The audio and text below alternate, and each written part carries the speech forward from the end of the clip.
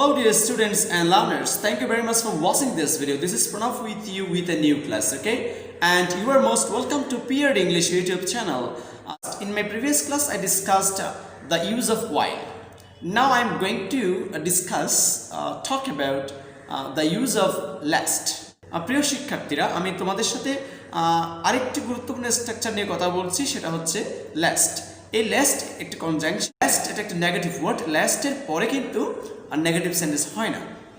এর অর্থটা হচ্ছে পাছে ভয় হয় যে কোনো কিছুর ভয়ে কোনো কিছু করা, এরকম বোঝালে সেই স্ট্রাকচারটি আমরা কীভাবে করব সেইটা আমি এখানে বোর্ডে কিছু সেন্টেন্স লিখে দেখিয়েছি যে তোমরা দেখতে পাচ্ছ যে লেস্ট পাশে ভয় আছে এমন কোনো কিছু প্রকাশ করার ক্ষেত্রে আমরা লেস্ট স্ট্রাকচারটি ব্যবহার করে থাকি। এরপরে কোন ধরনের স্ট্রাকচারটা আমরা অ্যাপ্লাই করতে পারি টু স্টুডেন্টস, এখন আমি তোমাদের সাথে যে গুরুত্বপূর্ণ কনজাংশনটা নিয়ে আলোচনা করবো সেটা হচ্ছে লেস্ট।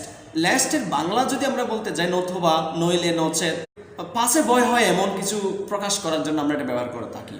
তো আমরা দেখেছি যে লেস্টের আগে যে কোনো টেন্স বা সেন্টেন্স থাকতে পারে, এটা ইম্পারেটিভ হতে পারে অথবা অ্যাসার্টিভ হতে পারে, অথবা টেন্সের ক্ষেত্রে কি প্রেজেন্ট টেন্স থাকতে পারে বা পাস্ট টেন্স থাকতে পারে, কিন্তু লেস্টের পরে যে সাবজেক্টটি আমি বসাবো তারপর আমাকে শুড অথবা মাইট দিতে হবে, এরপরে বেস ফর্ম অফ ভার্ব। কারণ আমরা জানি কি মডাল অক্সিলারির পরে ভার্বের প্রেজেন্ট ফর্ম বসে, বেস ফর্ম বসে। তাহলে আমি এখন বোঝাতে সক্ষম হয়েছি সাবজেক্ট দিয়ে এরপরে শুড অথবা মাইট প্লাস ভার্বের প্রেজেন্ট ফর্ম দিবি, এটা আমি তোমাদেরকে বোঝাতে পেরেছি।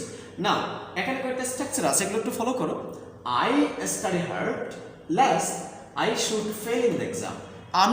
আমি কঠোর পড়াশোনা করি যাতে পরীক্ষায় ফেল না করি। তাহলে পড়াশোনা কি জন্য করছি? পরীক্ষায় ফেল না করার জন্য। এটা হচ্ছে একটা ভয়, ওকে।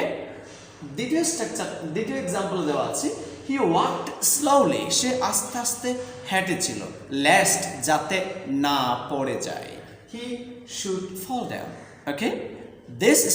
This is the way to practice, okay.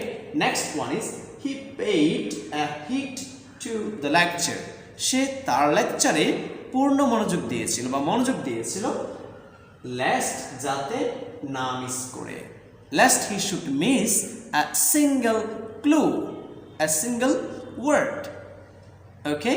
So আমরা তাহলে আজকে এটাও শিখলাম যে লেস্টের পরে যখন আমরা কোনো সেন্টেন্স যোগ করতে যাব তখন অবশ্যই আমাকে সাবজেক্ট প্লাস শুড অথবা মাইট প্লাস ভার্বের প্রেজেন্ট ফর্ম দিয়ে করতে হবে। এটা রাইট ফর্ম ভার্বেও আসে, আবার কমপ্লিটিং সেন্টেন্সেও আসে, আর আবার দেখা যায় কি এটা বিভিন্ন এমসিকিউ টেস্টেও দিতে পারে। তখন আমাকে অবশ্যই এটাই মনে রাখতে হবে যে লেস্টের পরে শুড অথবা মাইট যুক্ত প্রেজেন্ট ফর্ম আছে কিনা, তাহলে ওটাই হবে সঠিক উত্তর। বুঝা গেছে? এখানে আমি দিয়েছি, দেখো, should fail, should fall, should miss. তাহলে এইভাবে আমরা এটা প্র্যাকটিস করতে পারি। ধন্যবাদ এই ক্লাসটা এতক্ষণ উপভোগ করার জন্য। অল্প সময়ে ভালো কিছু তোমাদেরকে দেওয়ার জন্য আমি চেষ্টা করছি। তো এই ভিডিওটি তোমাদের ভালো লাগলে শেয়ার কমেন্ট অবশ্যই করবে এবং তোমার ফ্রেন্ড সার্কেল যারা আছে তাদের সাথে ছড়িয়ে দাও। আর সব আপডেট ক্লাস পাওয়ার আমি পিআরডি ইংলিশ ইউটিউব চ্যানেলটিকে সাবস্ক্রাইব করে রাখার জন্য অনুরোধ করছি। ধন্যবাদ সবাইকে, আমার পরবর্তী ক্লাসগুলোতে স্বাগত।